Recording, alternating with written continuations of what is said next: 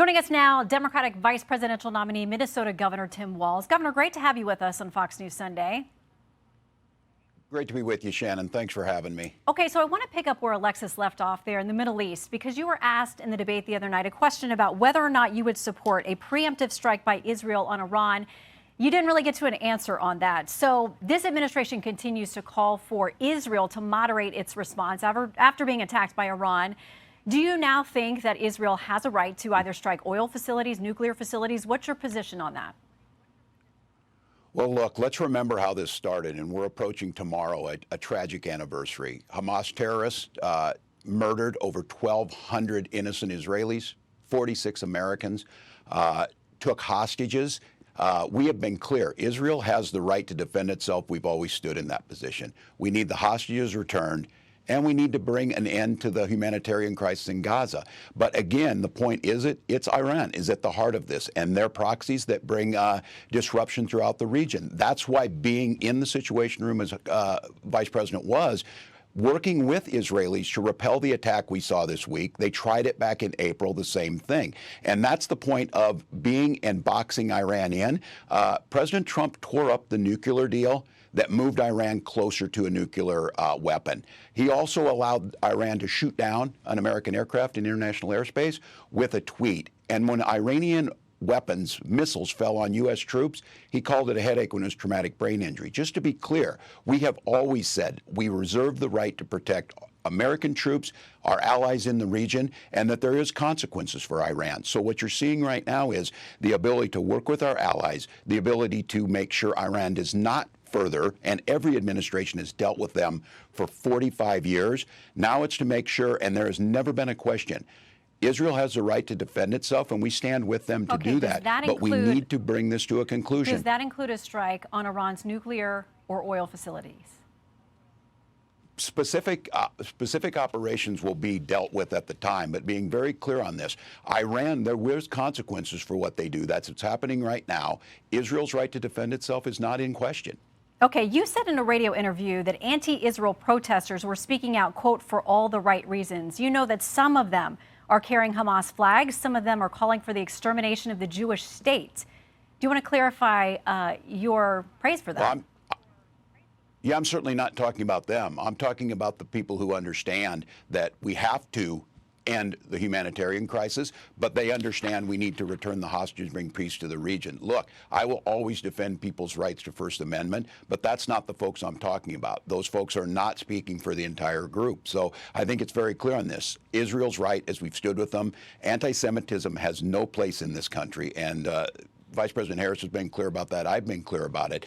But the ability to bring a peaceful solution and understand Israel's right to defend itself, the return of the hostages, and Gazans' right to live in peace too is something that we're trying to get to. And that's going to take the leadership that we've seen out of Vice President Harris, able to hold this coalition together. And again, when Iran launched their missiles this week, she's in the Situation Room. That's different. The people who are in the Situation Room with Donald Trump, like John Kelly as chief of staff, said he shouldn't be there. He's a damaged human being. His own defense secretary said he does not understand the situation, is incapable of dealing with it. Okay. So it's about character. Let's focus on what your position is and the vice president's position as well. I want to talk about abortion too, because this came up at the debate. It's been a winning argument for Democrats on many ballots, but I want to clarify what the law is there in Minnesota. Abortion Finder, a website that helps women find access, says abortion is legal throughout pregnancy in Minnesota. There is no ban or limit on abortion in Minnesota based on how far along in a pregnancy you are. You signed the bill that makes it legal through all 9 months. Is that a position you think Democrats should advocate for nationally?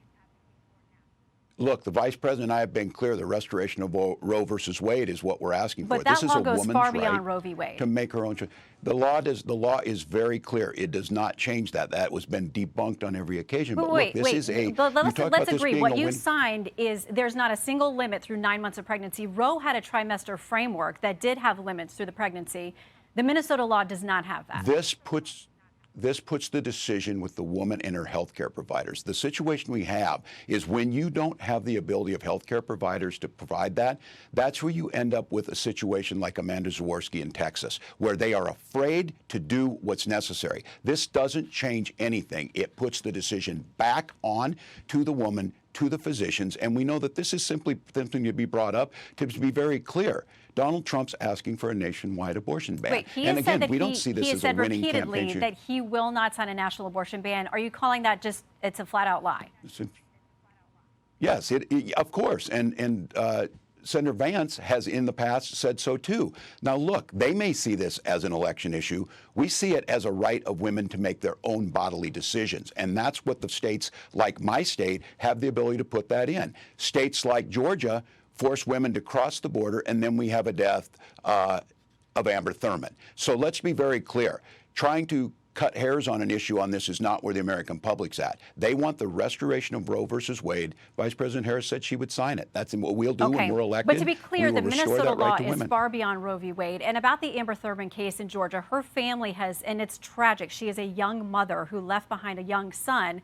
But what her family has said is it was a complication from an abortion pill that she received, and she didn't get proper care when she went to a Georgia hospital, which had multiple opportunities to intervene there. Her own attorney, the family's attorney, says it wasn't the Georgia law, it was the hospitals, what he claims is malpractice, not treating her when she clearly showed up in distress and still had the byproducts of her pregnancy because of that rare complication from the abortion pill. So just to be clear on the Georgia law and how her family and her attorney sees it.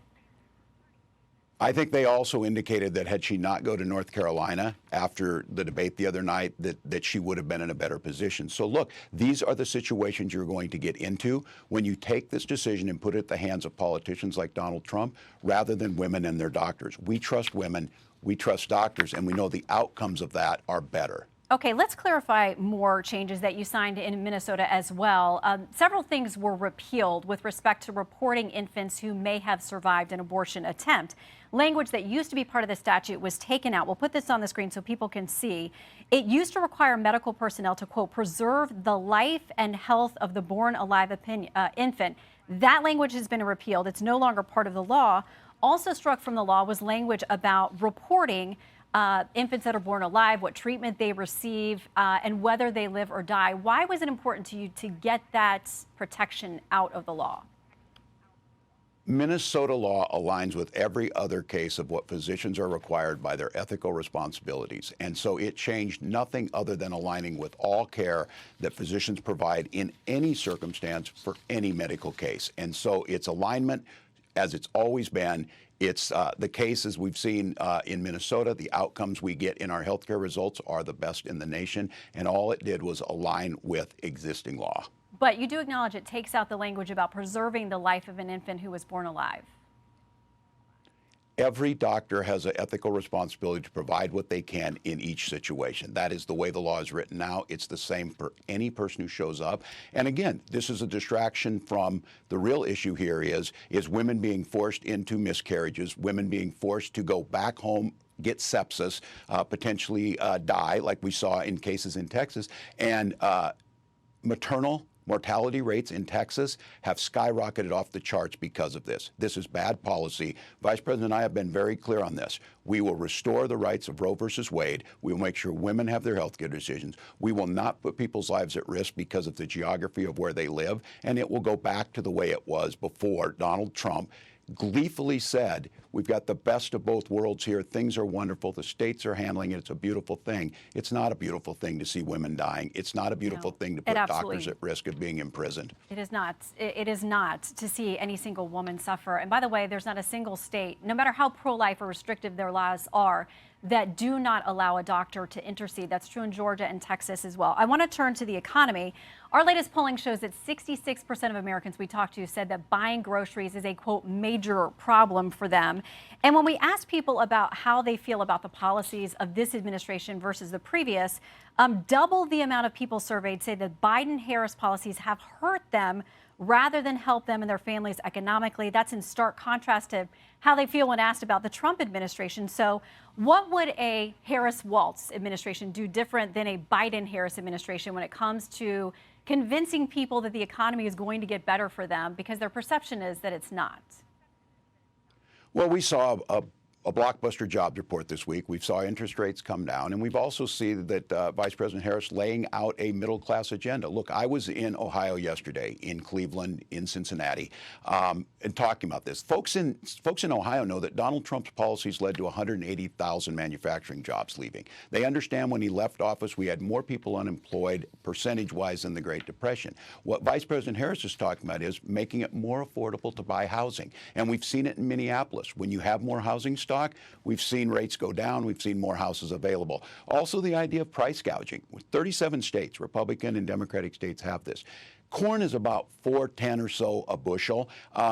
That's where it's been for many years, up and down. But prices at the grocery stores have skyrocketed, corporate profits have skyrocketed, and people are paying more. So we talk about that. And then I think the fundamental difference here is Donald Trump kept his promise. He cut taxes for the wealthiest. She's talking about making sure things like a child tax credit, $6,000 child tax credit, put more money in people's pocket, making sure that we're able to buy those things, whether it's a crib or it's baby formula, get started. And she's simply asking that we can pay for it by asking those at the top to pay their fair share. This is a fundamental difference in approaches to it, and we're seeing it working. We're seeing economists talk about Donald Trump's proposal to add a 20% sales tax will cost $4,000. Okay. That's everybody. That's not me saying it. And just to note, that is a tariff, which, by the way, this administration not only kept most of the Trump tariffs, but they added their own as well. So that's got to be part of the conversation. I want to talk a little bit about your record as governor, because it elucidates for people how you may serve as whether you end up being the president. You'll be one heartbeat away. Should your ticket be successful. Wall Street Journal says this after you were chosen to join the ticket. As the Democratic governor of Minnesota, Tim Walz signed into law initiatives allowing immigrants in the country illegally to apply for driver's licenses, qualify for free tuition at state universities, and enroll in the state's free health care program for low-income residents. Are those not magnets to draw people here, many times on dangerous journeys for themselves? And why should your taxpayers in Minnesota or across the states pay for those programs? Well, that's not the vice president's position, but I will say this. Minnesota ranks as a top 5 business state. We rank as a top 3 state for children living, and we're the top state for health care access. I would also add this. We also have some of the safest roads. Look, the vice president has made it clear that she has policies that make a difference. Her border policies are the most strongest, the fairest we've seen. It's the now, bill Governor, that was you know a lot of crafted. people, including your own party, would not join that statement. There are millions of people who have come here over the last few years that, they see this as an open border. Well, simply, we have a policy. Donald Trump sees it as a political. Look, James Langford in Oklahoma, the Border Patrol agents, the Wall Street Journal, the Chamber of Commerce, all said pass this legislation. You have to have Congress to authorize 1,500 new border agents. You have to have Congress to authorize DOJ to speed adjudications on these asylum claims. Those are things that would actually work. Donald Trump told us for 4 years he would deal with this. He didn't. He didn't build his wall, 2%. Mexico didn't pay for it. This is a real bill that has bipartisan support. It has the experts on board, and it starts to tackle these issues. And we don't have to resort to demonizing people. We don't have to resort to making up or crafting stories, as Senator Vance said he did. Those things were not happening in Springfield, but it doesn't mean that we can't pass a piece of legislation to strengthen our border. That's what Kamala Harris is talking about. Well, She's talking Governor, about solving the problem. That piece of legislation does include the wall that you guys have been so, you've disparaged that. I mean, the vice president has as well, so I don't know if she really intends to move forward with that. But it was negotiated by 3 or 4 senators, and many Republicans came out against it long before President Trump indicated he didn't like it either. Listen, before we go, because I wish that we had a full hour, I want to give you a chance, because you called yourself a knucklehead this week, to talk about some of your misstatements. Yes. You've modified your story or explained that you misspoke about things involving your military rank, about carrying a weapon in war, your 1995 DUI arrest, using IVF to have your beautiful children, Gus and Hope, being in Hong Kong and China in the summer of 1989 during the Tiananmen events. A lot of people would say they couldn't get away with saying, I'm just too passionate, my grammar's not right, I'm a knucklehead. What do you say to the American people who think, I don't know that I can trust this guy with all those modifications to be the potential commander-in-chief of this country? Yeah, well, I think they heard me. They heard me the other night speaking passionately about gun violence and misspeaking. And I got to be honest with you, Shannon, I don't think people care whether I used IUI or IVF when we talk about this. What they understand is Donald Trump would resist those things. Look, I speak passionately. I had an entire career, decades before I was in public office. They know, and I'm very proud of my 24 years in service and my record.